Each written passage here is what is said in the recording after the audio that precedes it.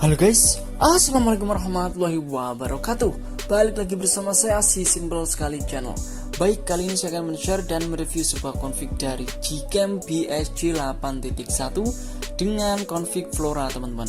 Dan format filenya nanti saya akan sediakan 3 file. Yang pertama adalah auto, JPEG, dan UV. Untuk linknya sudah saya sertakan di kolom deskripsi beserta cara pemasangan confignya buat kalian yang masih bingung teman-teman.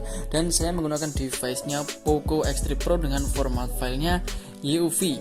Jadi buat kalian yang belum subscribe channel ini silahkan subscribe terlebih dahulu. Dan jangan lupa aktifkan notifikasi loncengnya supaya kalian tidak ketinggalan update terbaru dari config ini teman-teman. Oke, nice, kita coba terlebih dahulu di mode kamera ya.